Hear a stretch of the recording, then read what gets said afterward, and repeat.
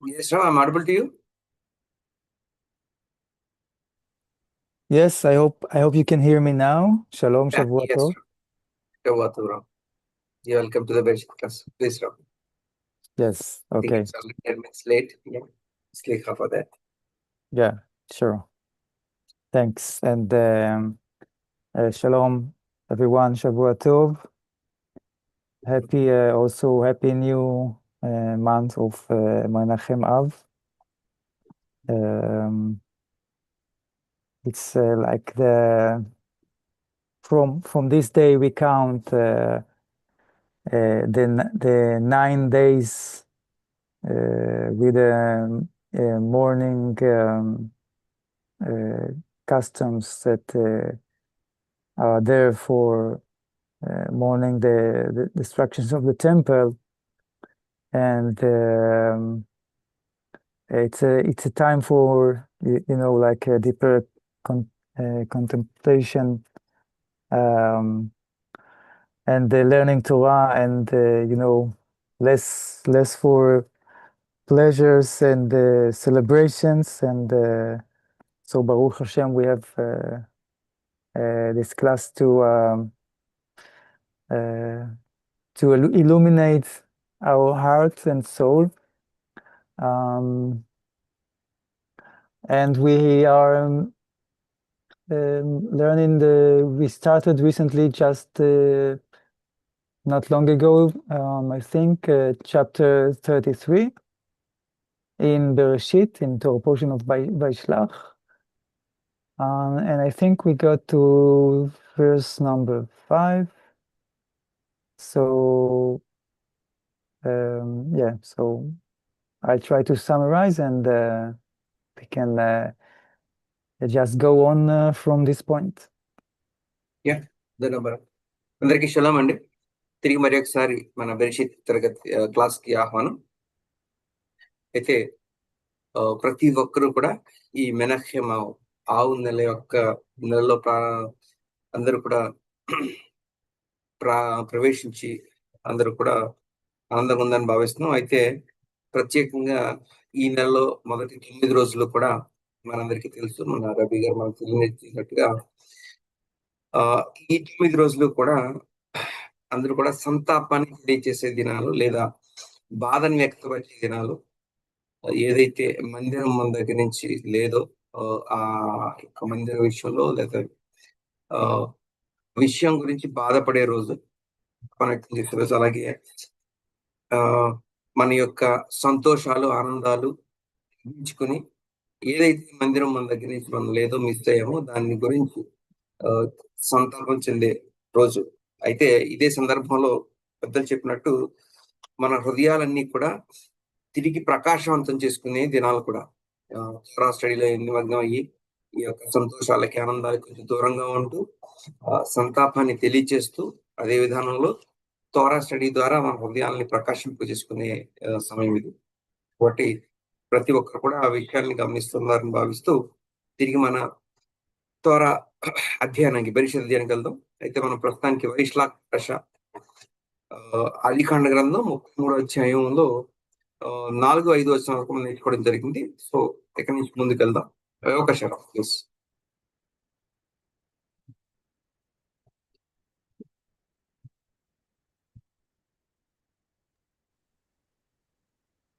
Yes, right. So we saw in the last class the dramatic meeting between Esav and Yaakov, where Yaakov was afraid of a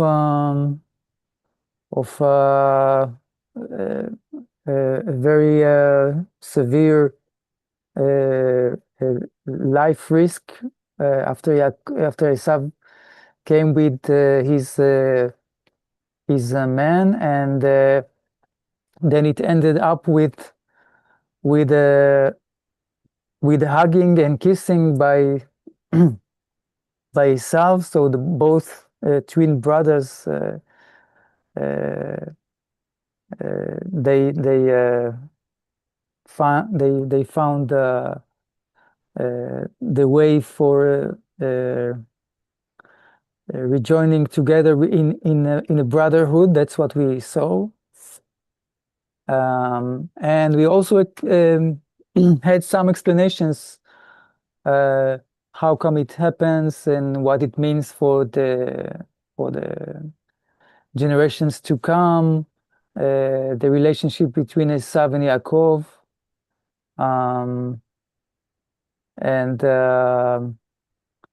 and why Esav kissed Yaakov. We saw the opinion of Rabbi Shimon Bar Yochai about that, right? That like usually it's the case is that Esav hates his brother Yaakov and is not fond of being in a friendship relationship, but we saw some various explanations and conditions why it happened this way. We spoke about the fact that Yaakov was hurt in his leg, right, from the meeting with the angels of Esav before. So he had this limp. He had this issue with the hip, with the tendon, right? We spoke about Gid and Asher before that.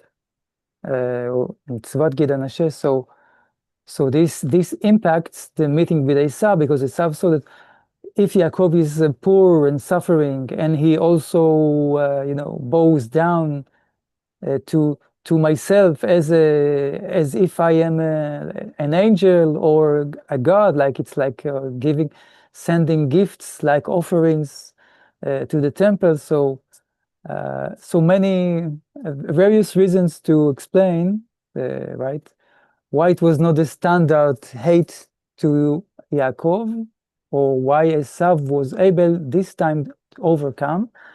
And we also explain how it repeats, what we see in the stories of the forefathers, repeats with the generations of the children. And we mention also the last event that is related to that in the time of the Holocaust, where the nations of Europe, the Christian nations, they were willing to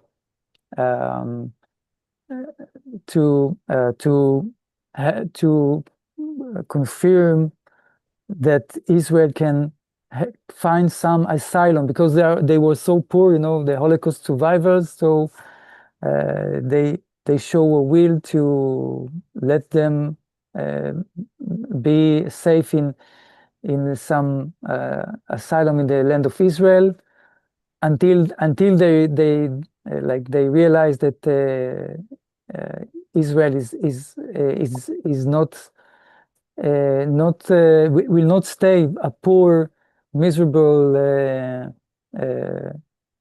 ethnic group, and so they switch to support the Arabs instead of the Jews. But that's how it goes. That's like the standard and the exception state. So I think that's what we mainly saw so far in the last class.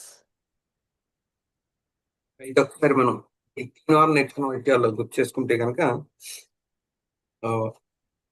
యాషవ్ గారు, యాకోబు గారు, అంటే యాకోబు గారు తిరిగి తమ మామగారి ఇంటి నుంచి తిరిగి మరలా వస్తూ ఆ కానాను భూభాగంలోకి వచ్చినప్పుడు ఎటువంటి నాటకీయ పరిణామాల్లో యాషవ్ గారిని కలవడం జరిగింది, వారిద్దరు ఏ విధంగా కలుసుకున్నారు. అయితే కలుసుకునే ముందు యాకోబు గారు ఎంతగా భయపడడం జరిగింది అంటే, తన ప్రాణానికే ప్రమాదం వచ్చేంతగా ఆయన భయపడడం జరిగింది. అయితే అయినప్పటికీ దాని నుంచి బయటపడే విధానంలో ఆయన చాలా ప్రయత్నాలు చేయడం జరిగింది. ఈ ప్రయత్నాల తరువాత ఆయన తిరిగి మరలా యాషవ్ గారిని కలిసినప్పుడు ఆయన్ని కలుసుకోవడం, కౌగిలించుకుని ముద్దు పెట్టుకుని అలా ప్రేమగా ఆయన్ని ఆహ్వానించడం, ఏదైతే సహోదర భావాన్ని ముందు కోల్పోయారో. ఎందుకంటే యాషవ్ గారు చాలా కోపంగా ఉన్న పరిస్థితి యాకోబు గారి మీద. అయితే తిరిగి మనం చూసిన పోర్షన్‌కి వచ్చినప్పుడు చాలా ప్రేమగా యాకోబు గారిని ఆహ్వానించడం జరిగింది. అయితే ఈ విషయంలో మనం కొన్ని విషయాలు కూడా గమనించడం జరిగింది. అసలు నిజంగానే యాషావు గారు మనస్ఫూర్తిగానే ఆ విషయాలు చేశారా? లేకపోతే ఏమైనా నాటకాలు ఆడుతున్నారా? తిరిగి మరలా ఏదన్నా యాకోబు గారిని ట్రాప్ చేయాలనో, లేతే మిగతా విషయాల్లో ఏమన్నా ట్రాప్ చేయాలని ఆహ్, చూస్తున్నారా అనేది కూడా మనం చూడడం జరిగింది. అయితే ఈ విషయంలో రబీ షిమోన్ బర్ యోఖాయ్ గారి యొక్క వివరణ కూడా చూసాం. అయితే అంటే మనం యాక్చువల్‌గా యాషావు గారికి అంటే ఒక ఒక దేవుని యొక్క ఆహ్, భయభక్తులు కలిగే వ్యక్తి ఏ విధంగా అయితే ఒక మందిరానికి దేవుని యొక్క మందిరంలో అర్పణలు లేకపోతే ఆ యొక్క బహుమతులు పంపిస్తారో ఆ విధానంలో యాకోబు గారికి పంపించడం. అలాగనే యాకోబు గారు గాయపడున్న పరిస్థితిని కూడా చూడడం. ఈ పరిస్థితులన్నీ చూసిన తర్వాత నిజంగానే యాషావు గారు ఆహ్వానించడం జరిగింది అని రబీ షిమోన్ బెన్ యోఖాయ్ గారి యొక్క వివరణ మనం చూడడం జరిగింది. అయితే ఈ యొక్క పరిస్థితి మనం తర్వాతి తరాల్లో కూడా ఇజ్రాయెల్ పట్ల యాషావు అంటే ఇజ్రాయెల్ సంతతి తర్వాతి తరాల్లో అదే విధమైన ప్రవర్తన ఈ యాషావు గారి యొక్క సంతానం కూడా చూపించడం కూడా మనం చూసాం. అంటే హాలోకాస్ట్ తర్వాత ఇజ్రాయెల్ అందరూ కూడా చాలా ఆహ్, ఒక భయంకరమైన పరిస్థితికి వెళ్ళినప్పుడు, చాలా ప్రమాదంలో, చాలా దెబ్బతినున్నప్పుడు, చాలా ఆహ్, పేదరికంలోకెళ్ళిపోయినప్పుడు, తిరిగి మరలా యూరోపియన్ కంట్రీస్ అని ఏదైతే యాషావు గారి యొక్క సంతానంగా మనం ఆహ్, తెలుసుకున్నామో, వారందరూ తిరిగి మరలా ఇజ్రాయెల్‌కి సపోర్ట్ చేయడం, ఇజ్రాయెల్‌కి ఒక భూభాగాన్ని ఇచ్చే విధానంలో వారు ముందుకు రావడం, తీసుకొచ్చి వారికి సపోర్ట్ చేయడం, వారి యొక్క పేదరికంలో వారికి సహాయం చేయడం అనేది కూడా మనం చూసాం. ఆహ్, కాబట్టి ఈ వారు ఆ హాలోకాస్ట్ సమయంలో భయంకరమైన దాడికి గురైనప్పటికీ కూడా, తిరిగి మరలా వాళ్ళు తిరిగి కానాను భూభాగంలో తిరిగి రావడానికి, అలాగే వారి యొక్క పేదరికం నుంచి అటు పేద పరిస్థితిని తిరిగి మరలా వారు నిలబెట్టుకోవడానికి ఈ యూరోపియన్ కంట్రీస్‌ని కూడా సహాయం చేయడం అనేది కూడా మనం చూసాం. సో, కాబట్టి ఏదైతే యాకోబు గారి జీవితంలో ఆనాడు జరిగిందో అదే పరిస్థితి మనం ఇజ్రాయేల్ యొక్క ఆహ్, భవిష్యత్తు తరాల్లో కూడా అదే విధానంలో జరగడం అనేది మనం గమనించాం. సో, ఈ విషయం వరకు మనం నేర్చుకున్నాం. సో, ఎక్కడి నుంచి ముందుకెళ్దాం? అవకాశం please.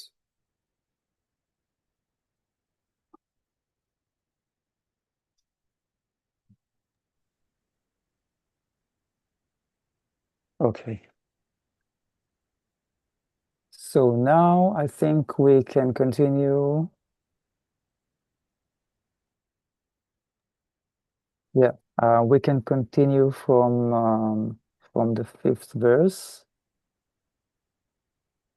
Oh, okay, I will try to share it with you in a second.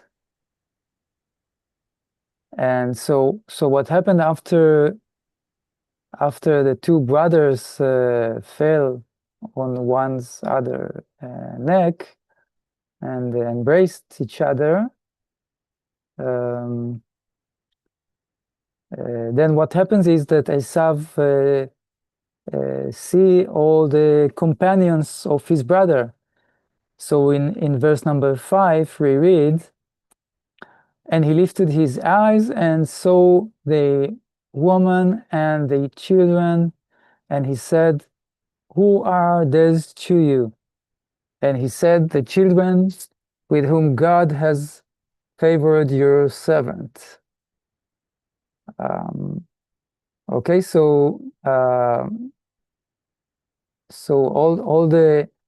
all the children, all the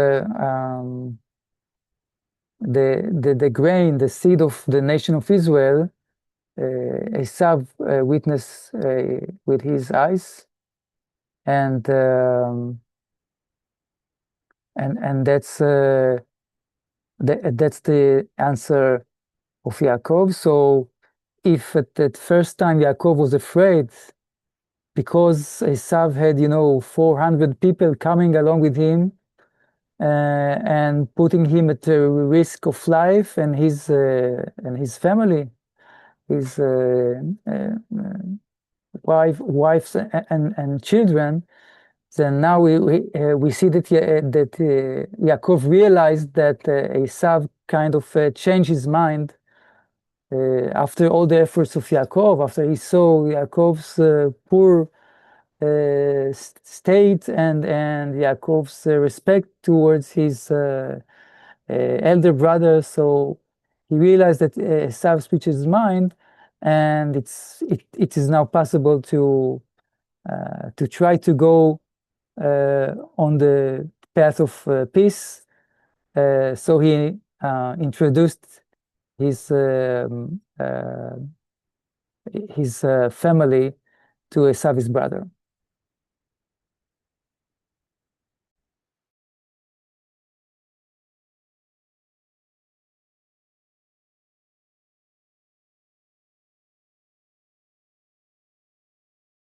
అయితే మనం 5వ వచనం చూస్తే గనక యాషావు కన్నులెత్తి ఆ స్త్రీలను పిల్లలను చూచి వీరు నీకేం కావాలని అడిగినందుకు అతడు వీరు నీకేమి కావాలని అడిగినందుకు అతడు వీరు దేవుడు నీ సేవకునికి దయచేసిన పిల్లలే అని చెప్పాను. అయితే ఇక్కడికి యాషావు గారిని కలవక ముందు యాకోబు గారు భయపడ్డం అనేది మనం చూసాం. ఎందుకంటే యాకోబు గారితో పాటు తన పిల్లల్ని, భార్యను కూడా యాషావు గారు చంపేస్తారేమో అని. అలాగే ఎదుర్కోవడానికి వచ్చినప్పుడు యాషావు గారు 400 మందితో వస్తున్నారని తెలిసిన విషయం తెలిసినప్పుడు కూడా చాలా భయపడ్డం అనేది చూసాం. అయితే ఎప్పుడైతే యాషావు గారు యాకోబు గారిని ఆ విధానంలో ఆహ్వానించి ఆ విధానంలో హత్తుకొని ముద్దు పెట్టుకొని ఆ ప్రేమను చూపించడం జరిగిందో, యాకోబు గారు యాషావు గారిలో వచ్చిన మార్పును గమనించి యాషావు గారు వీళ్ళందరిని చూసి ఎవరు వీరు అని అడిగినప్పుడు యాకోబు గారు వీళ్ళందరూ కూడా దేవుడు నాకు అనుగ్రహించిన పిల్లలు, వీరందరూ కూడా నా కుటుంబం అని పరిచయం చేయడం జరిగింది. అంటే ఏదైతే ఆయన చాలా ఆ శత్రుత్వంతో ఆ యొక్క తన కుటుంబానికి చాలా ఇబ్బందికర పరిస్థితి ఏర్పడద్దని యాకోబు గారు భావించారో, అది ఇప్పుడు చాలా శాంతియుతమైన ఒక గొప్ప సంబంధానికి దారితీసింది. కాబట్టి ఆయన తన కుటుంబాన్ని పరిచయం చేయడం జరిగింది. అవకాశం.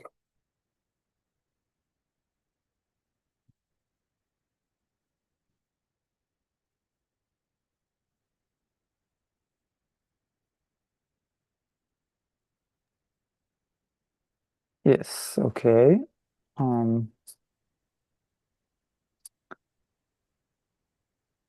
So now verse number 6, and the main servants and their children drew near and prostrated themselves, and Leah and her children drew near and prostrated themselves, and after them Joseph and Rachel drew near and prostrated themselves. Okay, so we see all this respect to Esav, right? It's continuing the same approach that it's the time for Yaakov to respect his brother and acknowledge that it was his time, right? We spoke about about the sunrise and sunset, right? That sometimes if Israel are not mature enough, not ready enough, so the sun sets for them to go to exile, and the sun and then rises to Esav to run the world, because someone has to run the world and take responsibility over the progress in this world. And now it's like maybe it's like kind of the twilight when Yaakov is back, and Yaakov recently became Israel.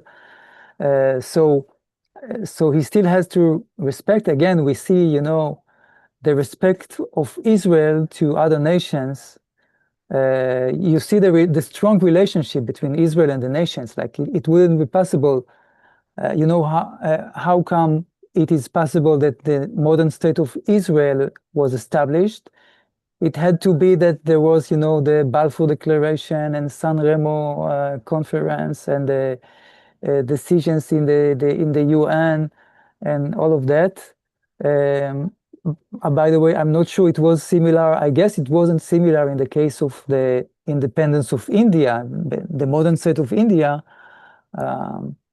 Of course, it was like a very unjustified and negative occupation by the British, but I think it was clearer, right, that the British should just leave India to be free and independent from an occupation, and no one like ask no what if India do this, what if India do that, and this is like unlike in the case of Israel, because Israel is well, it's like if you take it by quantity, right? Israel is small. It's very, very little, and has no like no unlimited land, territory, population, and also you see that it's something beyond that, right? It's something like that. You expect brotherhood between brothers, but Rabbi Shimon Bar Yochai tells us no. But the normal state is the opposite. Somehow it got the opposite, right? Maybe we didn't elaborate that, but we did show some explanations for anti-Semitism. And there is a story about there was a French president named de Gaulle, Charles de Gaulle, was a famous French president, and I think he was the one who said that it's fine for Israel to have a free country for themselves, but not. It's like he said that they should not. They should not exaggerate. They should not be too strong. Like that was his words. They have to listen to the Europeans. That's what he meant to say. Well, they are Holocaust survivors. They found an asylum in the land of Palestine. But they should not be, too strong, not be like surely not a regional empire or something like that, because that will be rudeness, right? So, and the Jews, they want to take over. They want to take over and rule everything. So you see that like even though like France, the state of France supported Israel at the early times, you see that from the beginning they had some limitations that make them switch, as we saw just right in the last week, that France is a terrible state. This country, the terrible state with a very negative impact of the jihadic Islam, and it has its results with unfortunately supporting the terror of the enemies of Israel and not supporting Israel. And here we start to see where the roots for that. So again, that's the idea. That's why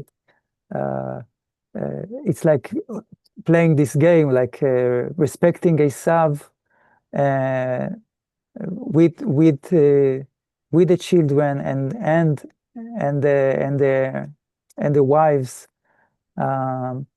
And because if Yaakov and his families are like in a state of surrendering, so that is good. By the way, if we look at Christianity, I didn't think about it. It's like the same. It's like the validity of Christianity is by having this theological concept that the Jews must be left poor and miserable, and not to, not to, as the words of Charles de Gaulle, not to be too strong, not to be too successful. If they are successful, it's not good, right? So again, it's not, we didn't find these claims about India at the time of the independence of India, but that's what we see here, and we learn from the approach of Yaakov and his family. Yeah. What is his name, bro? The present name? The name of, you mean the French French. president? His name is Charles de Gaulle. Maybe I'll find the link for him. Let me find the link. Let's dig on, right? Got it. I think yes. Okay. అయితే మనం ముందు నేర్చుకున్నాం, ఎప్పుడైతే యాకోబు Canaan దేశాన్ని వదిలి బయటికి వెళ్తారో, అప్పుడు చెప్పాలంటే ఇజ్రాయెల్‌కి మనం సూర్యాస్తమయంగా చెప్పొచ్చు.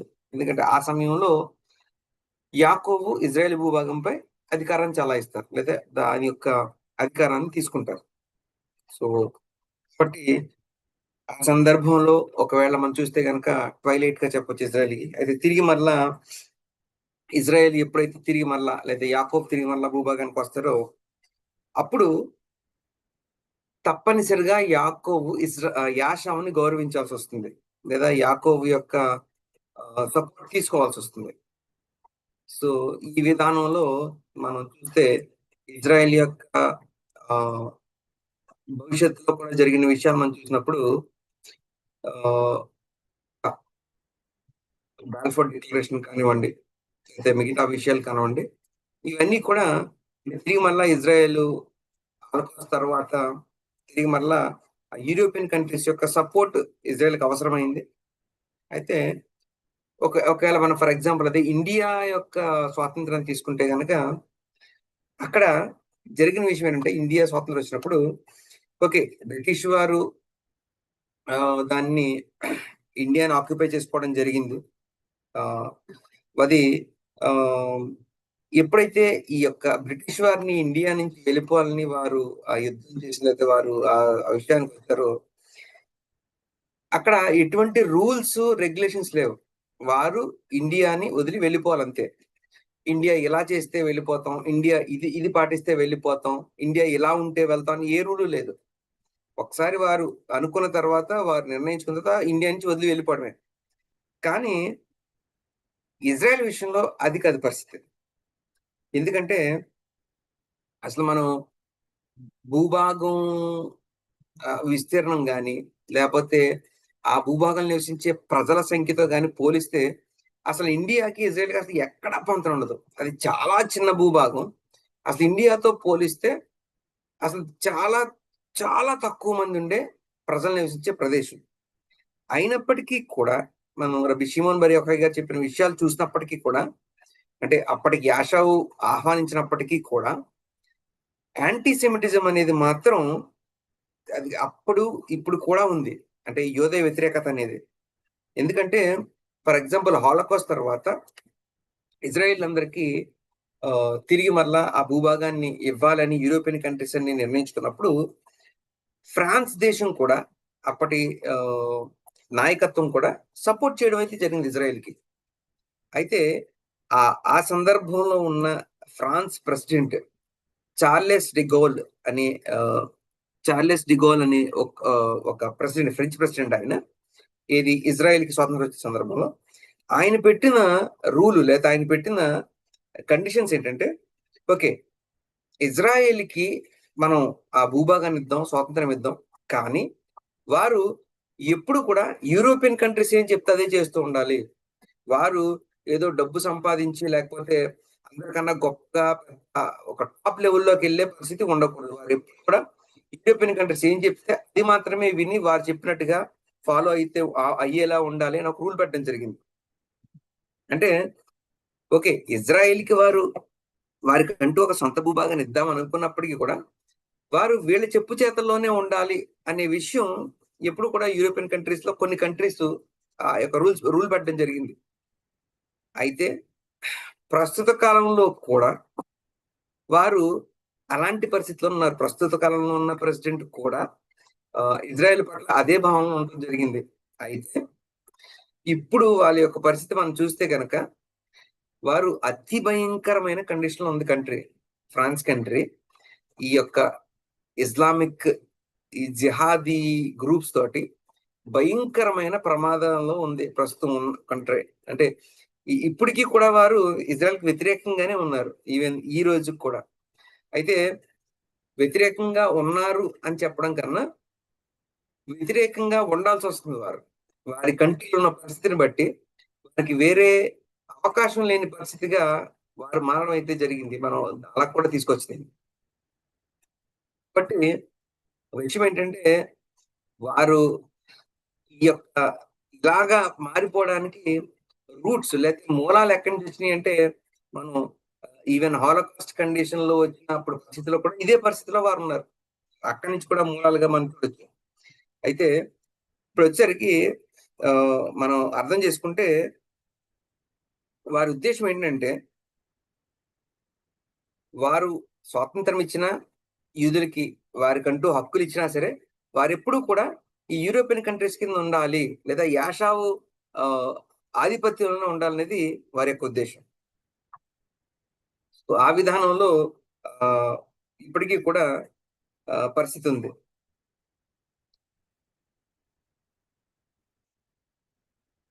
Yeah! బెవకాష్ Rabbi, please make Yaron as a co-host.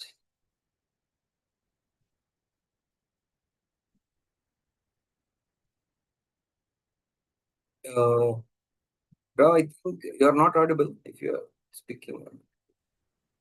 Yeah, let me know if Yeah, it's... okay. It's okay. Yeah, okay.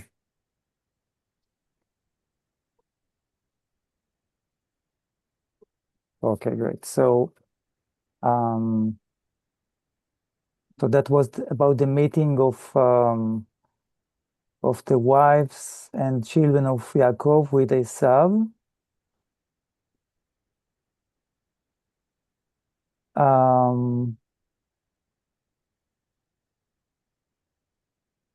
Yeah, so Chazal they also have some comments about that.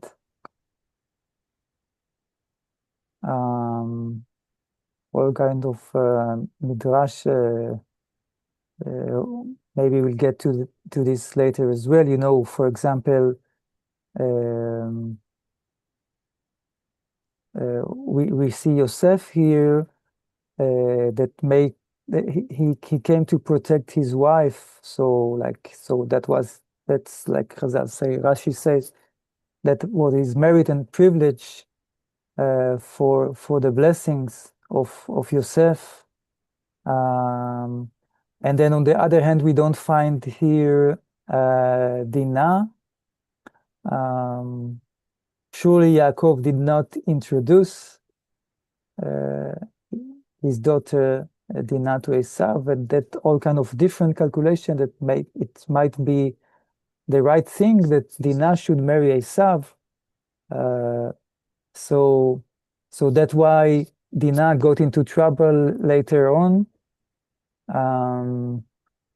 But we see some of the things later on as well. It's just good to have in the background of our mind that everything is like meaningful here.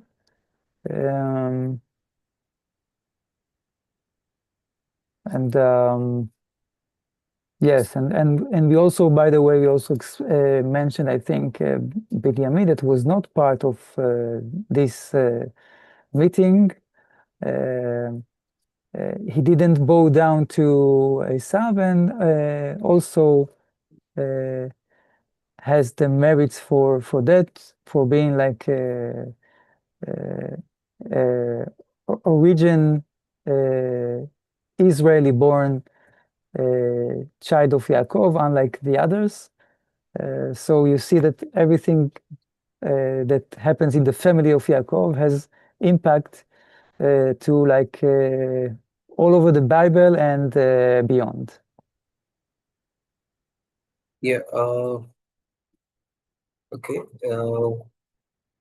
Who did not bow to Yaakov? Sorry, Ashok.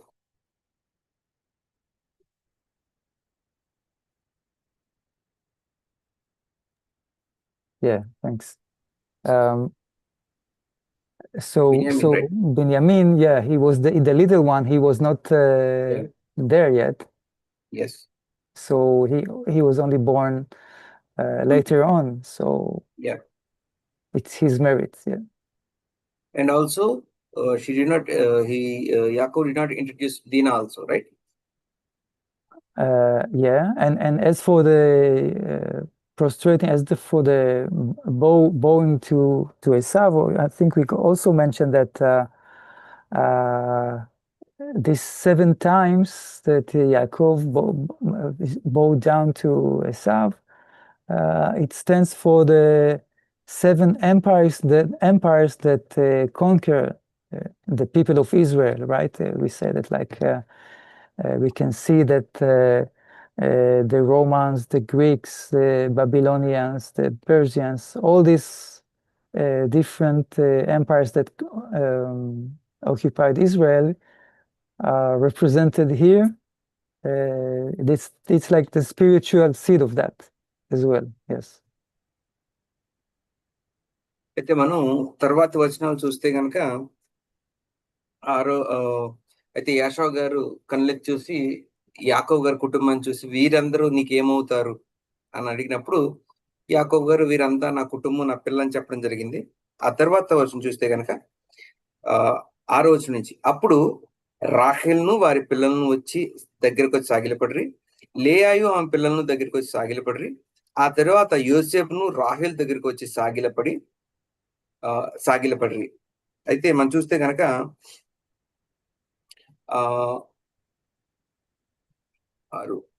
The maid servants in the children,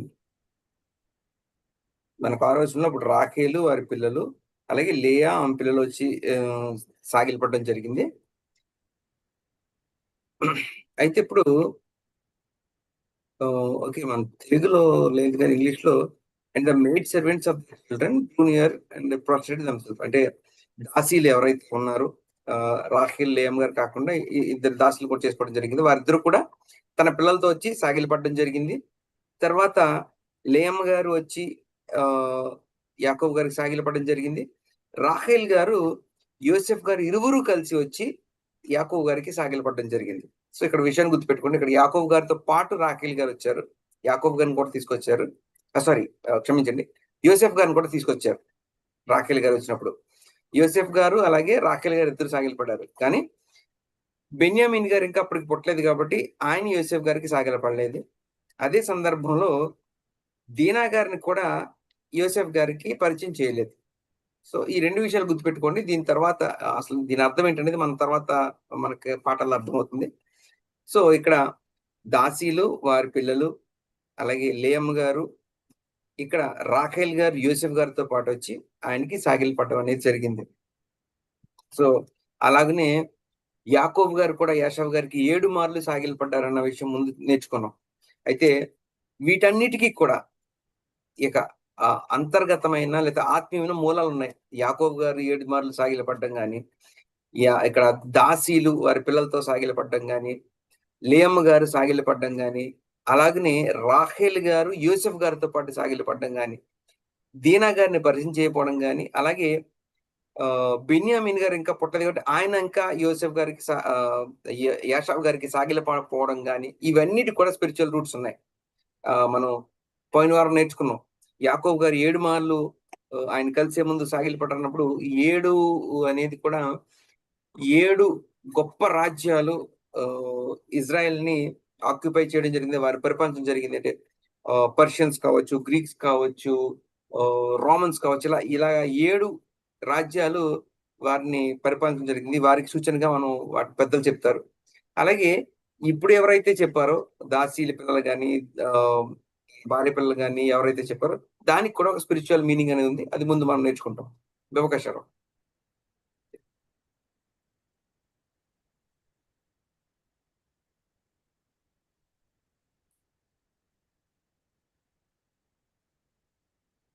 Yes.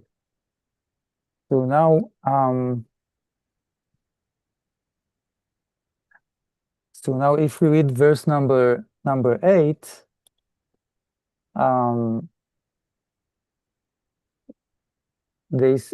it's now Esav's response, and he say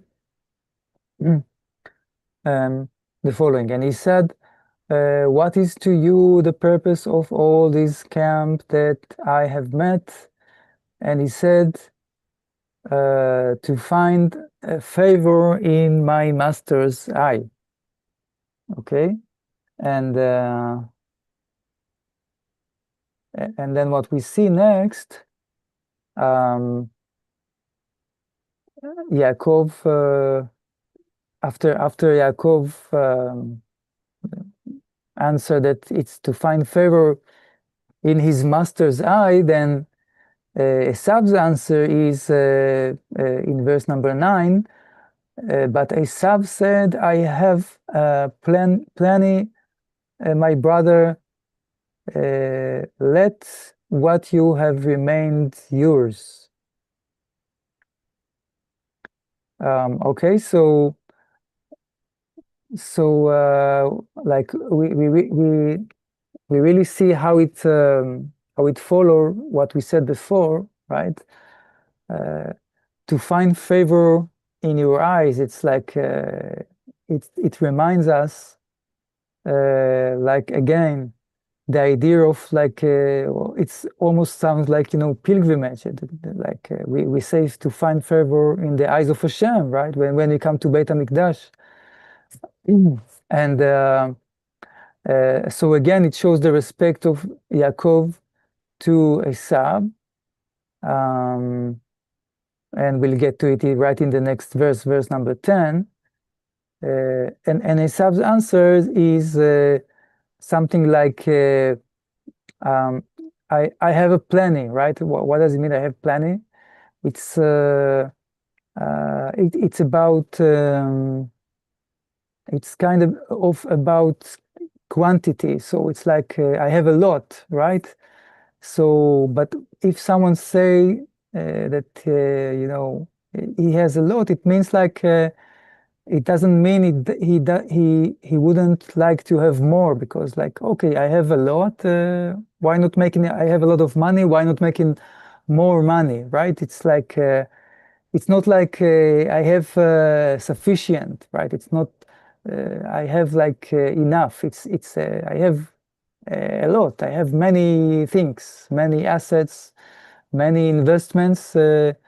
It's like a businessman. He wants to make more business, more benefits, and that's the difference that I think we pointed between Yaakov and Esau. And so like even though Esav, it's like it sounds like Esav approving or even thanking Yaakov, telling him, okay, all the gifts that you sent me, it's okay. You can have it as well. I'm not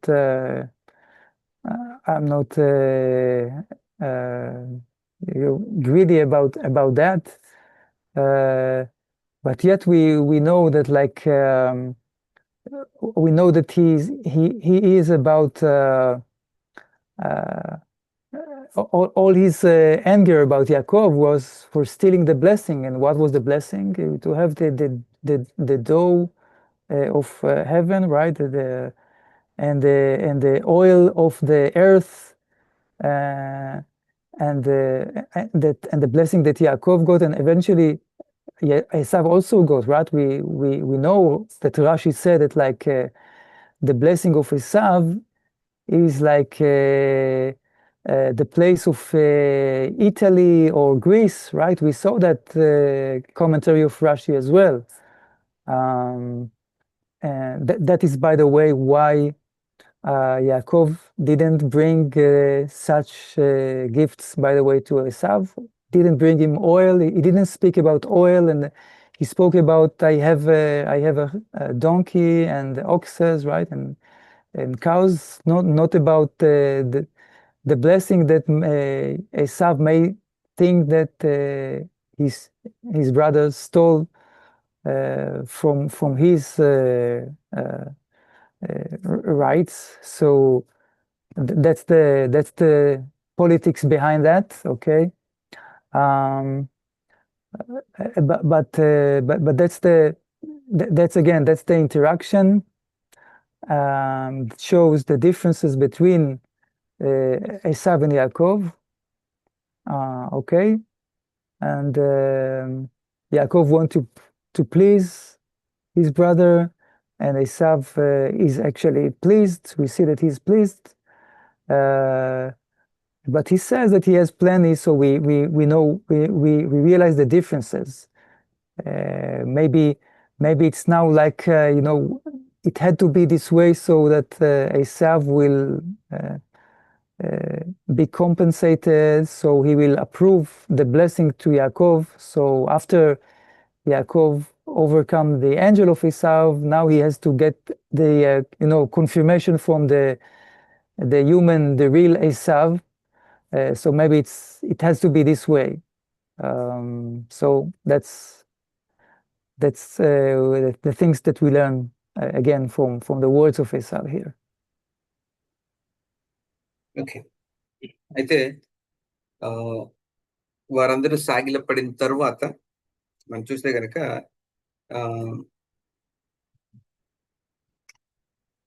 మనకి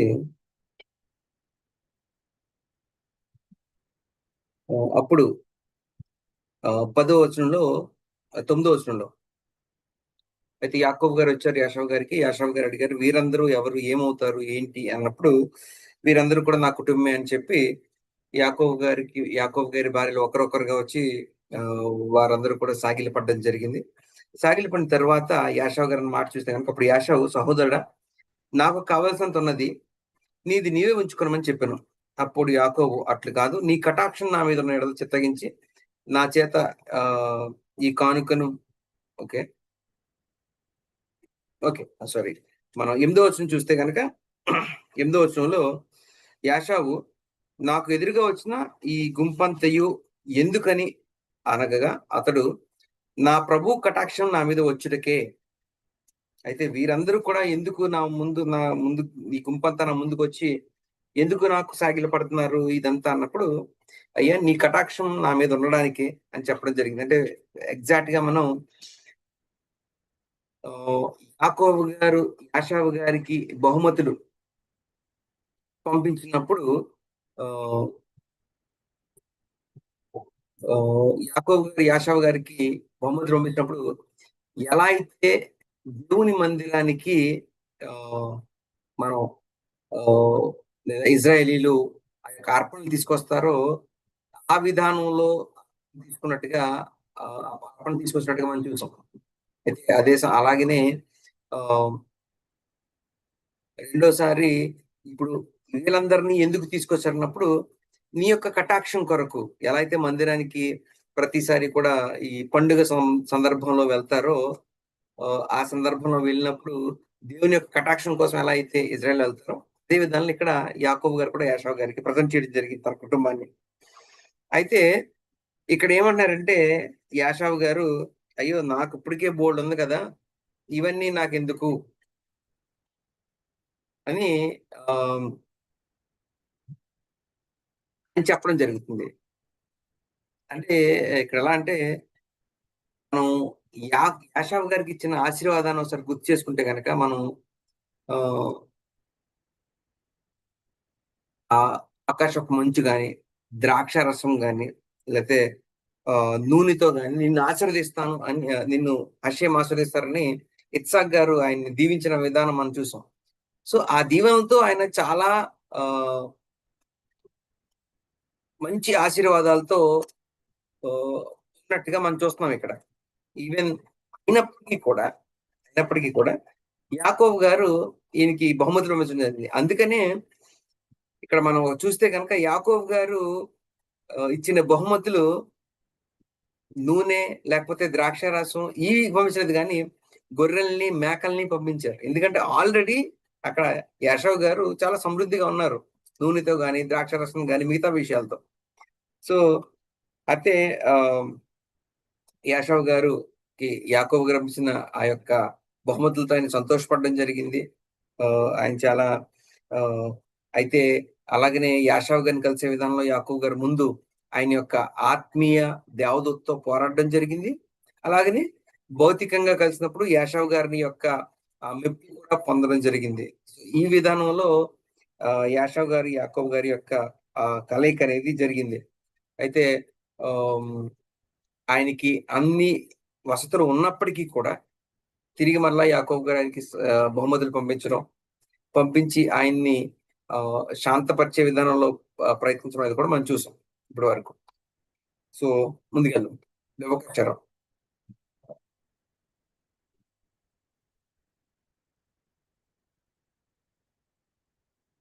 ఆహ్,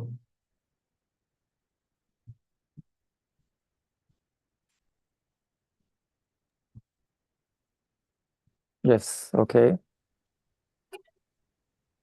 And now we can see verse number 10 with the most, I don't know if it's surprising, but um, extreme words of Yaakov. And it goes, thereupon Jacob said, please know if indeed I have found favor in your eyes, then you shall take my gift from my hand, because I have seen your face, which is like seeing the face of an angel, and you have accepted me. Okay, so it's like what we said. It's like what we said all along. All the conception of Yaakov about how to uh, compensate his brother. Now it comes. Now it's surface, and we discover that it's like it's with his own words to his brother, um, and it could be quite.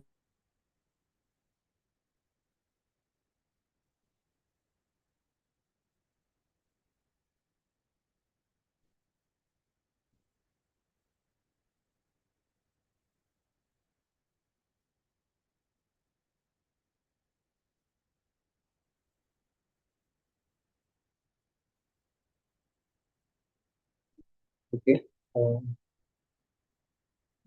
క్షమించాలి రబ్బీ గారు disconnect అయినారు. Okay.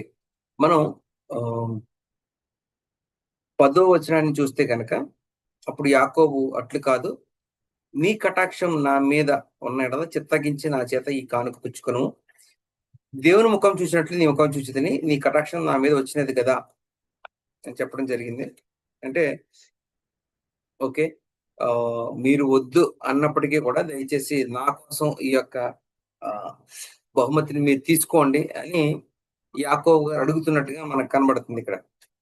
అంటే యాకోబు గారు ముందు వచనం చూసినప్పుడు already యాషావు గారు నాకు చాలా ఉంది కదా! ఇంకా ఎందుకు ఈ యొక్క బహుమతులు నాకు అవసరం లేదు. నాకు చాలా ఉంది అని చెప్పినప్పటికి కూడా యాకోబు గారు తిరిగి మరలా విషయాన్ని తెలియపరుస్తున్నారు. లేదు లేదు తప్పకుండా మీరు తీసుకోవాలి. ఆహ్ ఎందుకంటే మీ కటాక్షం నా మీద ఉన్నట్టు ఉండేలాగా మీరు దయచేసి తీసుకోండి అని ఇక్కడ యాకోబు గారు తిరిగి మళ్ళా యాషావు గారిని రిక్వెస్ట్ చేస్తున్నట్టుగా మనకు కనబడుతుంది. ముందుకెళ్దాం. యాకోబు రబ్బీ గారు కనెక్ట్ అయ్యారు. ఒక్క నిమిషం.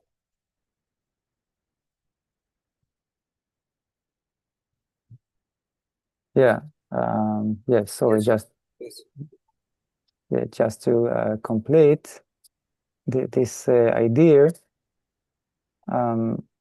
So again, it sounds like almost like worshiping, making Esav as an idol, as an angel, right? And it's very difficult um, to grasp in first time we meet these words. But then we have to understand a deeper understanding about that, and the idea is that let's see the words of Yaakov here. You know, he says, I have seen your face, which is like seeing the face of an angel. And even for that, you know, I think Chazal say about that, it's halacha not to look at the eyes of an evil person, right? It's one of the things we should be cautious about is not to look at evilness, because we don't want to be impacted and be hurt by that. So how come Yaakov looks at Esav's face, and even not only looking but saying that he see his brother's face like a face of an angel?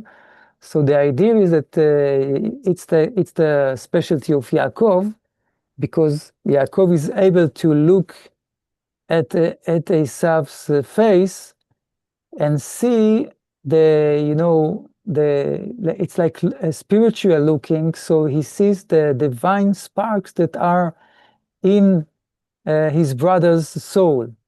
Okay, so it's not just well, he was looking at his brother, how he looks like externally after that and that years.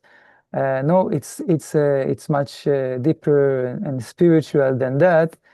It's seeing like that Esav truly has spiritual powers, and that's what Yaakov is following.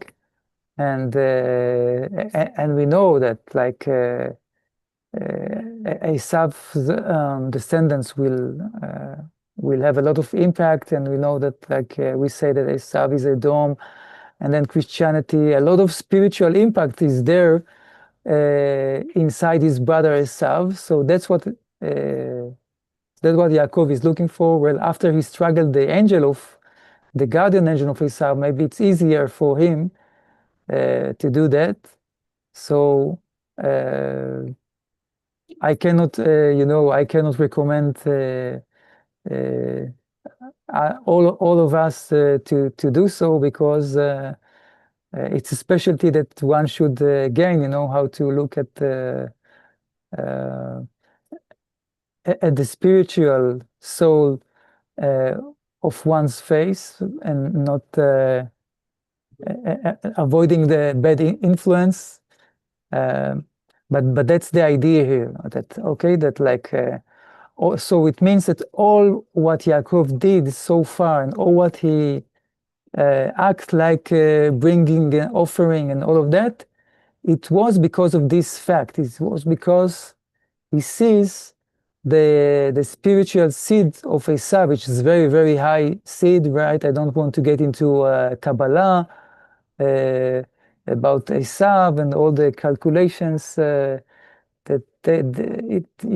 one can find there, but that's the idea about how Yaakov sees it, and why all the bringing of the offerings, and then bowing down and prostrating, and now explicitly saying, right,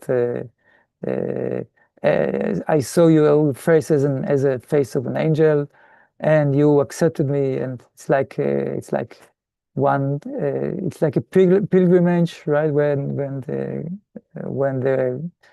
the will of God is like one sees that like he's pleased God by his pilgrimage, something like that, right? So that's the idea that Yaakov sees the angel, the spiritual outcome of Esav, and that's what he can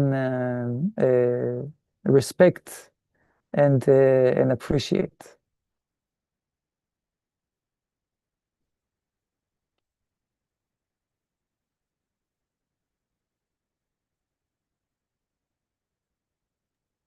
అంటే మనం వచనాన్ని చూస్తే అప్పుడు యాకోబు అట్లు కాదు, నీ కటాక్షం నా మీద ఉన్న ఎడల చిత్తగించి నా చేత ఈ కానుక పుచ్చుకును, దేవుని ముఖం చూసినట్లు నీ ముఖం చూచితిని కదా, నీ కటాక్షం నా మీద వచ్చినది కదా. అయితే ఇప్పుడు ఫస్ట్ టైం యాషావు గారు యొక్క దేవదూతతో ఆయన పోరాడడం జరిగింది. పోరాడిన తర్వాత ఇక్కడ యాషావు గారితో ఏమంటున్నాడంటే, యాకోబు గారు నీ ముఖం చూసినట్లు ఈ యొక్క బహుమతిని స్వీకరించమని చెప్తున్నారు. అయితే మొట్టమొదటిగా ఒక హలక్క ఏంటంటే పెద్దలు చెప్పింది, ఒక ఈవిల్ పర్సన్, ఒక చెడ్డ వ్యక్తి అనుకోండి, అతని కళ్ళల్లో కళ్ళు పెట్టి చూడకూడదు, లేదా అతని చూపును బట్టి కానీ మిగతా విషయాలను బట్టి కానీ నువ్వు ప్రభావితం అయ్యే విధానంలో అతనితో అటువంటి సాన్నిధ్యం కానీ సాంగత్యం కానీ ఉండకూడదు అని పెద్దలు చెప్పడం జరిగింది. అయినప్పటికీ యాకోబు గారు ఇక్కడ ఏమంటారంటే యాషావు గారితో, అసలు నేను నీ ముఖాన్ని చూశాను కదా,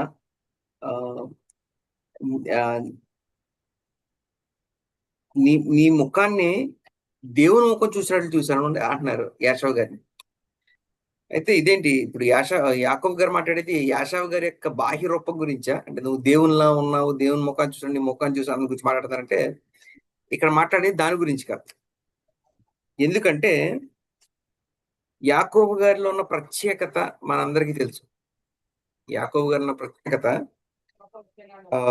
ఆయన యాషావు గారిలో ఉన్న ఆత్మీయమైన అంతర్ముఖాన్ని చూడడం జరిగింది. ఓకే, మనం గమనిస్తే గనక యాషావు గారిలో ఉన్న అంతర్ముఖాన్ని చూడడం జరిగింది. అంతర్ముఖం అంటే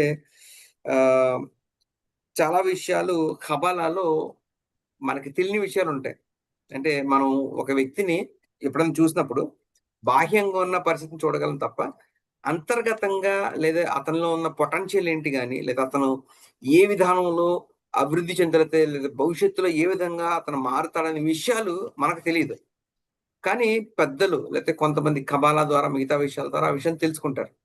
సో యాకోబు గారు చాలా ఆత్మీయంగా చాలా అత్యంతమైన ఉన్న స్థానం ఉన్నారు కాబట్టి ఆయన యాషావు గారిలో ఉన్న ఆ పొటెన్షియల్ని చూసి, అంటే భవిష్యత్తు తరాల్లో అతను ఏ విధానంలో అభివృద్ధి చెందుతారు, భవిష్యత్ తరాల్లో ఏ విధంగా ముందుకు వెళ్తారు అనే విషయాన్ని ఆల్రెడీ చూసి ఆ 7 మార్లు సాగిలపడడం కావచ్చు, లేదా ఎలా అయితే ఇజ్రాయెల్ అందరూ కూడా ఆ మందిరానికి ఆ తీర్థయాత్రలు అంటే 3 పండుగలకి ఎలా అయితే వెళ్తారో దేవుని యొక్క కటాక్షం కోరుకోవడం కోసం, ఆ విధానంలో నీ ముందుకు వచ్చానని యాషావు గారితో చెప్పడం కావచ్చు. ఈ ప్రతి విషయాలు కూడా ఎందుకు అంటే యాషావు గారిలో ఉన్న ఆ ఆత్మీయమైన ఆ కోణాన్ని ఆయన ముందుగానే గమనించి చూసి దానిని బట్టి ఈ విషయాలని చేయడం జరుగుతుంది. అంతేగాని ఇక్కడ సింపుల్ గా ఏదో ఆయనలో ఉన్న బాహ్య రూపంలో దేవునిలా ఉన్నారని చూడటం కానీ ఆ విషయాలు కాదు. ఎందుకంటే యాకోబు గారు ఆల్రెడీ ఆయన యొక్క స్పిరిచువల్ ఏంజల్, ఎవరైతే ప్రొటెక్షన్ ఏంజల్ ఉన్నారో యాషావు గారికి, ఆయనతో చూడడం జరిగింది, ఆయనతో పోరాడడం జరిగింది, ఆయన మీద విజయం సాధించడం జరిగింది. ఈ విషయాలన్నీ చూసిన విధానాన్ని బట్టి యాకోబు గారు ఏం చెప్తున్నారంటే ఆ విషయాల్ని గమనించి, ఆయనలో ఉన్న పొటెన్షియల్ గమనించి ఈ పరిస్థితిలో ఆయన చెప్పడం జరుగుతుంది. ఎందుకంటే ఆ స్పిరిచువల్ ఇంజిన్ ఆల్రెడీ చూడడం జరిగింది ఆయన.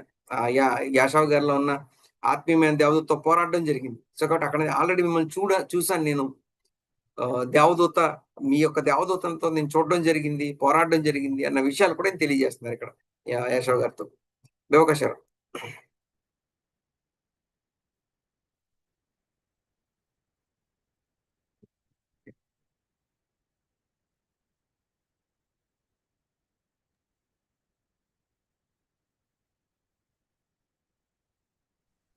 Yes, okay. תודה רבה.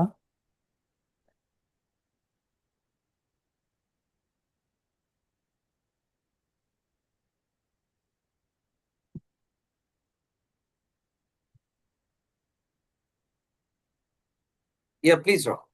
Okay. Yes, okay. Okay, we had a long path. Let's see if there are any questions. Anyone? Yeah, okay. ఇప్పటి వరకు మనం నేర్చుకున్న విషయాలు ఎవరికైనా ప్రశ్నలు ఉంటే దయచేసి హ్యాండ్ రైస్ చేయండి. ఓకే, యారోన్ గారు ప్లీజ్. షలోం లేకులం, షలోం రబ్బీ, షలోం సార్. 33 అధ్యాయంలో రబ్బీ గారు చెప్పిన విషయాలు ఇప్పుడు వీళ్ళందరూ అంటే యాషావు కన్నులెత్తి ఆ స్త్రీలను పిల్లలను చూసి రేం నీకేం కావాలని అడిగినందుకు అని చెప్పి 6వ వచనం నుంచి ఆ దాసీలను వారి పిల్లలను దగ్గరికి వచ్చి సాగిలపడ్డారు. లేయాయు ఆమె పిల్లలను దగ్గరికి వచ్చి సాగిలపడ్డారు అని చెప్పిన తర్వాత యోసేపును రాహేలును అని చెప్పి చెప్తున్నారు కదా.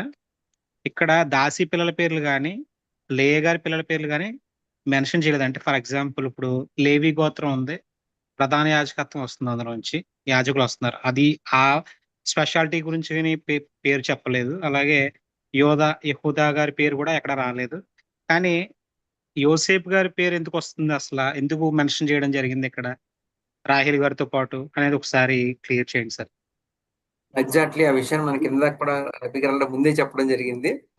అంటే ఆయన 7 సార్లు సాగిలపడ్డ దానికి ప్రత్యేకమైన విషయాన్ని ఒక వివరణ చెప్పారు, ఆత్మీయ వివరణ. అలాగనే ఇక్కడ యోసెఫ్ గారు మాత్రమే సాగిలపడ్డారు, దీనా గారిని కూడా పరిచయం చేయలేదని చెప్పారు, దానికి ఒక ప్రత్యేకమైన అర్థం ఉందని చెప్పారు. అలాగనే ఇంకా బెన్యామిన్ గారు పుట్టలేదు, సో ఆయన కూడా ఇంకా సాగిలపడలేదు అనే విషయాన్ని కూడా చెప్పారు. దానికి ఒక ప్రత్యేకమైన అర్థం ఉంది, అది ఎదరికొచ్చినప్పుడు కంపల్సరీ అది చెప్తా అన్నారు. అది ముందే మనకు మెన్షన్ చేశారు, ఒక ప్రత్యేకమైన అర్థం ఉంది దానికి, ముందు క్లాస్ లో మనం నేర్చుకుంటాం అనే విషయం. ఓకే, ఇంకేమన్నా ప్రశ్న ఉంటే తెచ్చేసి Rabbi Yaron, brother Yaron is asking about regarding, as you already mentioned that here in Torah no one is mentioned, all are if you see from the 6th verse, the maid servant and their children and Leah and drawn near and prostrated themselves, but especially mentioned Joseph and Rachel. Why Joseph's name was mentioned here? Why not the rest of the people not mentioned? Did not mention. As I explained him that okay, about the Dina and Benjamin also. If you want to explain a little bit about now, as I said, you will explain later. But if you want to give any 2-3 points, you can please. Why especially Joseph was mentioned here? Yeah, okay. Well, I think maybe the main thing that we can mention here, it's also by the way the commentary of Rashi. I can just read, the words of Rashi about that, because it gives us some explanation. He says, in all cases, the mothers drew near before the sons, but in Rachel's case, Yosef preceded her. He said, my mother has a pretty figure, perhaps that scoundrel will set his eyes on her. I will stand in front of her and prevent him from gazing upon her.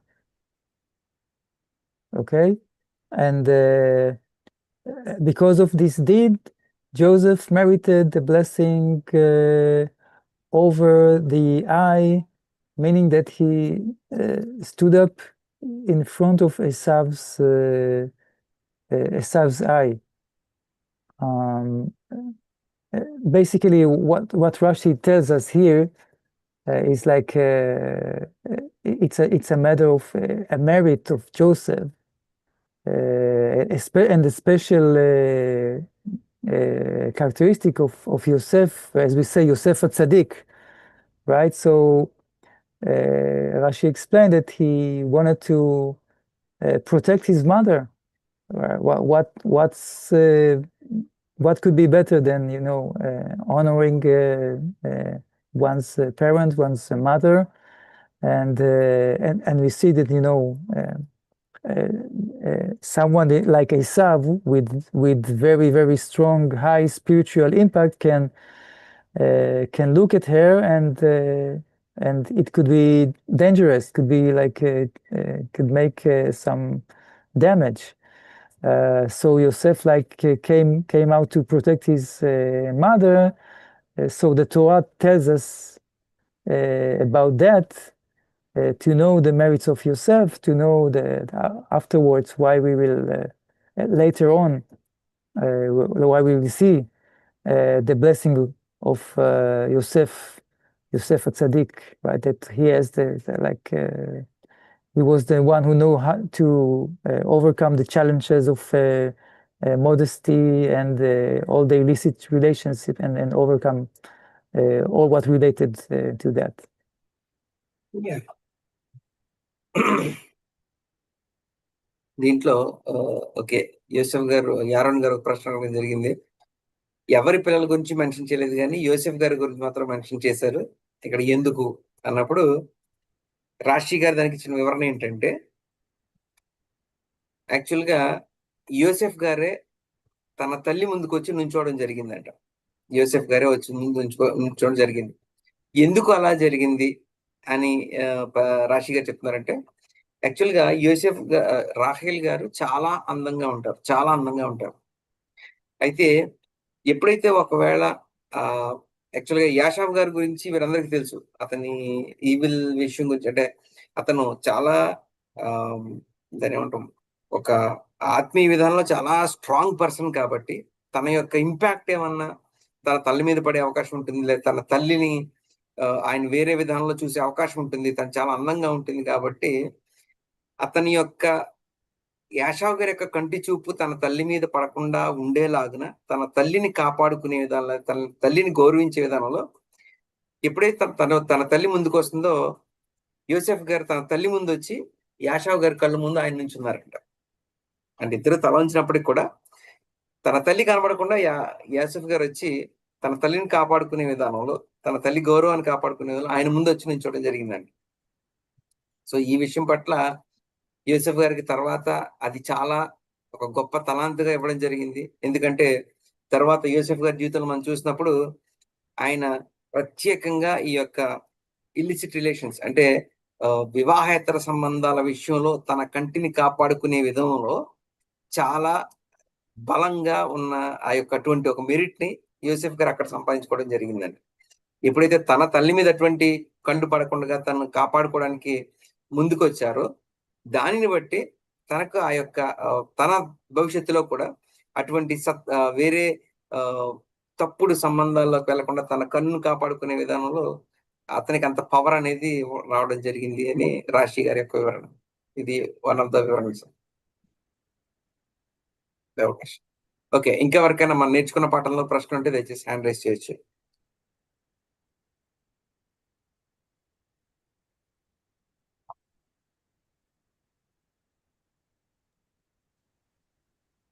Shalom, sir. Shalom. Shalom, sir. Shalom, sir.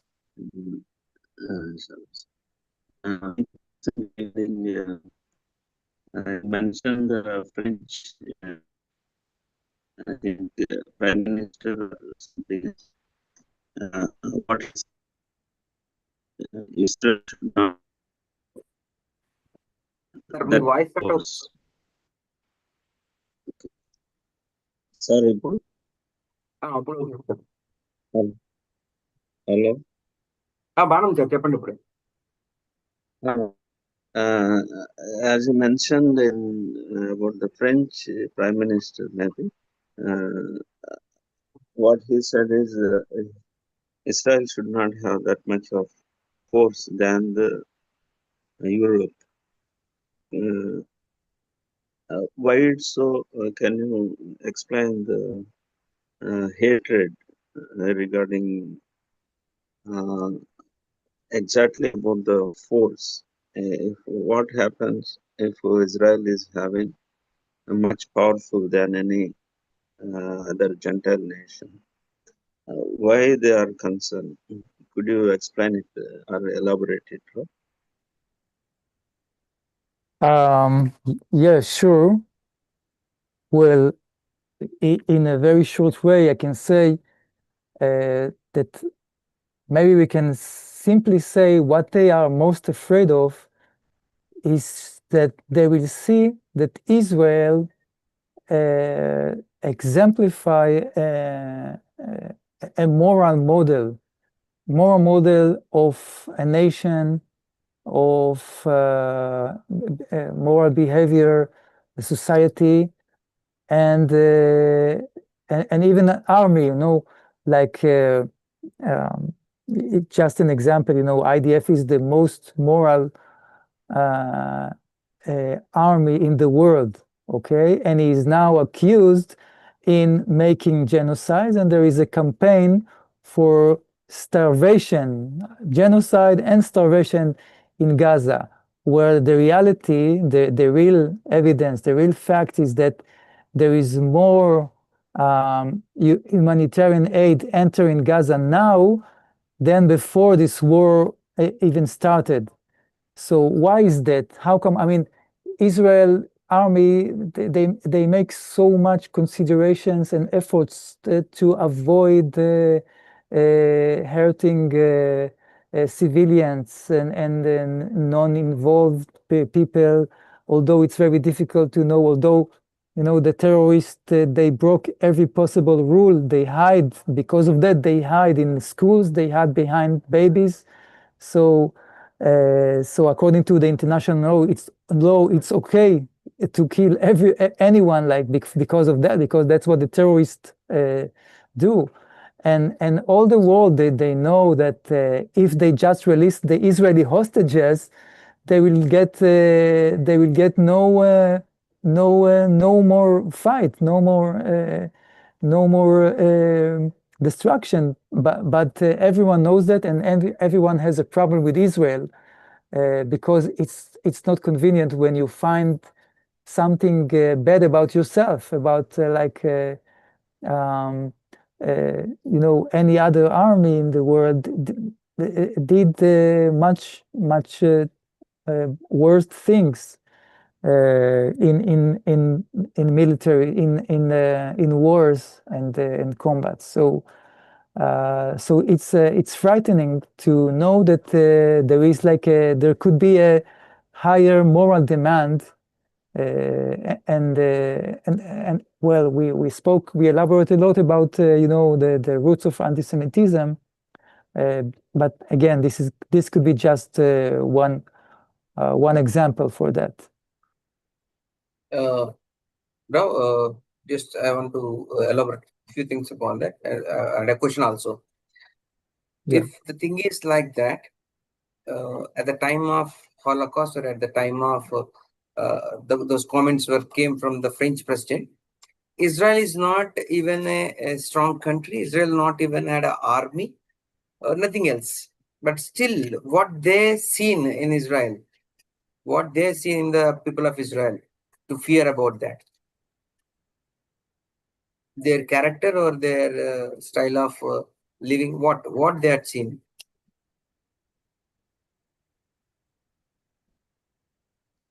I'm not sure I follow what you are actually asking about. Yeah, actually, this comment was given at the time of Holocaust, right? When Israel got the independence. The comment from the French president. Am I audible, wrong? Yeah.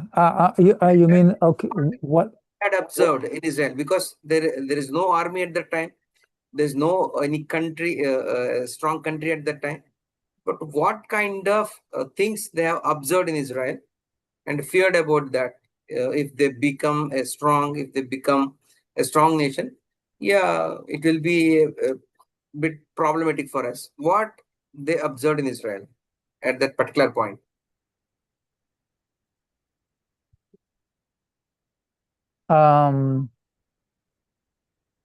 Well, I think it just we can say it goes back to the roots of anti-Semitism. they knew the blessing of Israel, the power of Jews in France, of Jews everywhere in Europe. You know, one of the accusations of the Nazis was that the Jews want to take over the whole world. Jews want to. They have some secret protocols. They call it that they want to get to rule over the whole world. They know that the Jews are talented and they are always at the top. They always have, you know, they own banks, and they are the rich, the richer level of the society, and all of that. So they had what to be afraid about, right? It's unlike you know, other minorities. They had, like, I don't know, the gypsies, other minorities. They knew that something special about Jews, and that's what makes them to be pissed off, to be angry, right? Why are they like this? Why are they part of the government, part of the high society, and successful wherever they go? The money goes with them. So they knew what they are afraid about. Like, okay, what are we doing? Giving them a state of their own. They will, you know, they will bring all their talents to this state, and they will try to conquer us back, or take control over us when they have just power for that. So I think, and it comes from the anti-Semitic roots, you know, as we said. Yeah.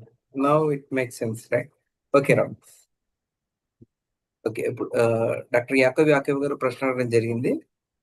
మనం ఇందాక రబ్బీ గారు మనకి ఈ విషయాన్ని గుర్తు చేస్తూ, Israel కి స్వాతంత్రం వచ్చిన కొత్తలో ఈవెన్ దో ఆ ఫ్రాన్స్ దేశం ఇజ్రాయెల్ కి సపోర్ట్ చేసినప్పటికీ, తన దేశాన్ని తిరిగి మళ్ళా ఇజ్రాయెల్ వచ్చి స్వాతంత్రం వచ్చి వారి దేశంలో వారికి రావచ్చు అనే విషయానికి వారు సపోర్ట్ చేసినప్పటికి కూడా, అప్పటికి ఉన్న ఫ్రెంచ్ ప్రెసిడెంట్ ఎవరైతే ఉన్నారో ఆయన ఒక కామెంట్ చేయడం జరిగింది. చార్లెస్ డి గోల్ అనే ఆయన కామెంట్ చేయడం జరిగింది.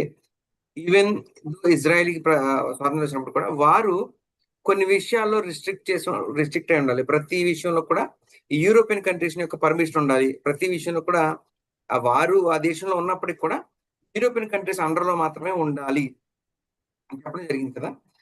దేని గురించి, ఏంటి, ఏ విషయం పట్ల వారు అటువంటి కామెంట్స్ చేయడం జరిగింది, లేదా ఆ కంట్రోల్ గా ఉంచాలని చెప్పడం జరిగింది అన్నప్పుడు, ఒకటి, వారు ఇజ్రాయెల్ ని చూసినప్పుడు విషయం ఏంటంటే, అది మనం ఎందుకు ఆ విధంగా యోధేయ వ్యతిరేకత ఏదైతే ఉందో ప్రపంచంలో, యాంటీసెమిటిజం అనేది, దాని యొక్క మూలాల్లోకి వెళ్తే మనకి ఎందుకు వారు అలా భయపడ్డారు అన్న విషయం అర్థమవుతుంది.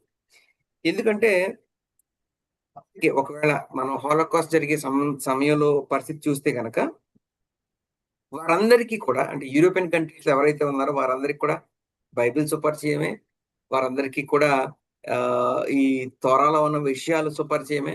కాబట్టి ఇజ్రాయిల్ పట్ల హషేం గారి యొక్క దీవెనలు ఏమున్నాయో ప్రతి ఒక్కరికి తెలుసు.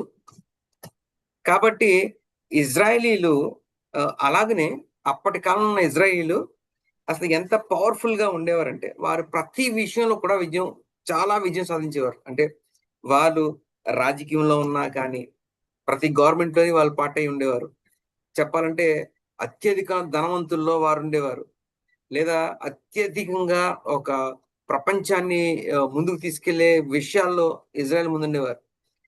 అసలు ఇజ్రాయేల్ దేశ లేదా యూదులు చాలా మైనారిటీ పీపుల్, అంటే మైనారిటీ అంటే చాలా చిన్న గ్రూపు. అలా ప్రపంచంలో చాలా గ్రూప్స్ ఉన్నప్పటికీ కూడా ఇజ్రాయిల్ మాత్రం చాలా ప్రత్యేకంగా ఉండడం జరిగింది. అది మనందరికీ తెలుసు. సైన్స్ లో కావచ్చు, మెడిసిన్ లో కావచ్చు, మిగతా విషయాల్లో కావచ్చు, లేకపోతే బిజినెస్ లో కావచ్చు, వాళ్ళు ఎంత స్ట్రాంగ్ పొజిషన్లో ఉండేవారో ఉన్నారో మనకు తెలుసు. ఈ పరిస్థితి బట్టి వారందరూ వారందరూ కూడా భయపడిన విషయం ఏంటంటే, ఒకవేళ అంటే వారు అప్పట్లో అనుకునేవారట, ఒకవేళ ఇజ్రాయెల్ గనక స్వాతంత్రం వస్తే, స్వాతంత్రం వచ్చిన తరువాత వారు ఈ ప్రపంచానంతటిని కూడా రూల్ చేసే విధానంలో వారు తయారైపోతారు. ప్రపంచాన్నే వారు పరిపాలించే విధానంలో వారు ముందుకెళ్ళిపో వాళ్ళొస్తారు. ఒకవేళ వాళ్ళకంటూ ఒక సొంత దేశం ఇచ్చి, వాళ్ళకంటూ కొన్ని ఆ పవర్స్ ఇస్తే గనక అనే విధానంలో వారు భయపడేవారంట. ఇది ఒక విషయం అయితే. అంటే నిజంగా చెప్పండి యాంటీ సెమిటిజంకి అసల యూద వ్యతిరేకతకి బేస్ ఇది. లేదా మూలం ఇది. అయితే ఇంకా విషయం చూస్తే గనక ఇప్పుడు ఫర్ ఎగ్జాంపుల్ ఇజ్రాయెల్ మీద చాలా భయంకరమైన ఒత్తిడి వస్తుంది ప్రపంచ దేశాలన్నిటి నుంచి. ప్రత్యేకంగా ఐడీఎఫ్ మీద. ఇజ్రాయేలీ సైన్యం మీద.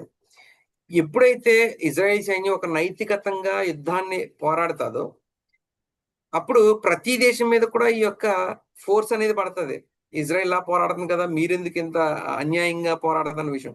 కాబట్టి ఇజ్రాయెల్‌ని పైకెళ్ళే పరిస్థితి ఎవ్వరు కూడా ఒప్పుకోరు.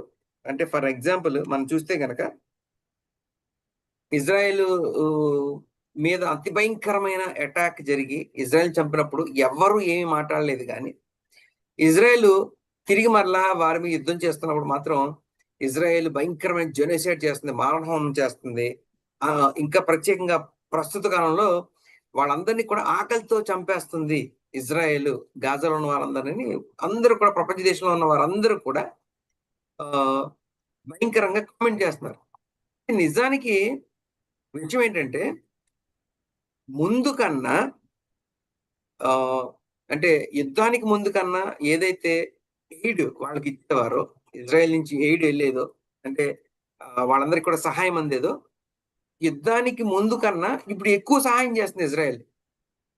అయినప్పటికీ కూడా ప్రపంచంలో ఉన్న పరిస్థితి అంతా ప్రపంచంలో ఉన్న వారందరూ కూడా ఏమన్నారంటే లేదు ఇజ్రాయెల్ పెద్ద మారణహోమం చేస్తుంది, వాళ్ళందరినీ కూడా ఆకలితో చంపేస్తుంది అని కామెంట్ చేస్తున్నారు. సో కాబట్టి సింపుల్ గా చెప్పాలంటే ఒకవేళ ఇజ్రాయేల్ గనక ప్రఖ్యాతి చెంది లేకపోతే ముందుకు వెళ్తే గనక వారికంటూ సొంత విధానాలతో వారు అవలంబించే విధానాలతో ముందుకెళ్తే అది ప్రతి దేశం మీద కూడా భారం పడుతుంది. ఎందుకంటే వారు అవలంబించే విధానాలని ప్రతి దేశం అవలంబించాల్సి వస్తుంది. ఎందుకంటే అదేంటి వాళ్ళు నైతికంగా పోరాడుతున్నారు కదా, మీరు అన్యాయంగా పోరాడుతున్నారనే పాయింట్ ఒకటి వస్తుంది ప్రతి ఒక్కరి మీద. సో కాబట్టి రెండోది వారి యొక్క అభివృద్ధిని చూసి తట్టుకోలేని పరిస్థితిలో కూడా ఈ యొక్క యాంటీ సెమిటిజం అనేది ఉంది. సో కాబట్టి ఇది ప్రత్యేకంగా 1967 వార్ ఏదైతే జరిగిందో ఆ సందర్భంలో ఈ యొక్క ఫ్రెంచ్ ప్రెసిడెంట్ ఎవరైతే ఉన్నారో ఆయన లేదు వీళ్ళని ఎక్కువగా ఎదగనివ్వకూడదు అనే ఈ కామెంట్ చేయడం జరిగింది ఆ ఫ్రెంచ్ ప్రెసిడెంట్ నుంచి. సో ఎందుకు అలా చేశారన్నప్పుడు ఇజ్రాయెల్ యొక్క అభివృద్ధిని చూసి ఇజ్రాయెల్ యొక్క పరిస్థితిని చూసి వీరు ఈ విధానంలో ముందుకెళ్తే రేపొద్దున ప్రపంచం అంతా కూడా పరిపాలించే అవకాశం ఉంటుందేమో అని భయపడుతూ వారు అవలంబించే నైతిక విధానాలు యొక్క మనందరి మీద కూడా పడే అవకాశం ఉంటుందని భయపడుతూ వారిని సప్రెస్ చేయడానికి అందరూ ప్రయత్నించారు. ఇది అందుకోసం అటువంటి కామెంట్స్ చేయడం జరిగింది. ఓకే, ఇంకెవరికైనా ప్రశ్నలు ఉంటే దయచేసి హ్యాండ్ రైజ్ చేయండి. బేవకాశారం please. Yes. Okay, toda rabba everyone for joining this class today. And thanks Israel Gilor for the translation. And next Sunday would be the fast of the 9th of Av, so we won't be able to have a class. So I have to see with Rabbi Yoshua if we can find a different schedule before that. Maybe to have some class about the 9th of Av. So in any case, I want to wish everyone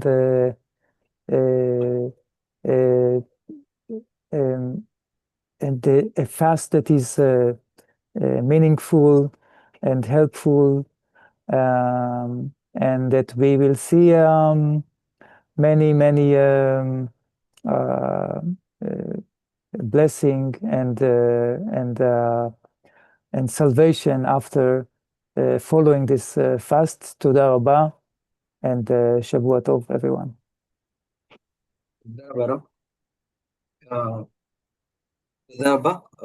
For giving this spending this valuable time for us, and also a great a lot of thanks to the entire team of Britolam for guiding not only the people of India but to the entire world, leading us to the wonderful redemption. తొందరబా అలాగే క్లాస్కి వచ్చిన ప్రతి ఒక్కరికి వందనాలండి. అయితే రబ్బీ గారు మనకి next week class ఉండకపోవచ్చు, ఎందుకంటే నెక్స్ట్ వీక్ మనకి ఫాస్టింగ్ ఉంటుంది కాబట్టి అందరూ కూడా క్లాస్ ఉండకపోవచ్చు. సో కాబట్టి ఈ విషయాన్ని మనకు తెలియజేస్తారు. సో అందరికీ కూడా ఒక సంతోషకరమైన లేకపోతే ఆనందకరమైన ఉపవాస దినం జరగాలని రబ్బీ గారు కోరుకుంటూ ఈ యొక్క క్లాస్ ముగిస్తున్నారు. తిరిగి మరలా నెక్స్ట్ క్లాస్ లో కలుసుకుందాం. తొందరబా లేదురావు.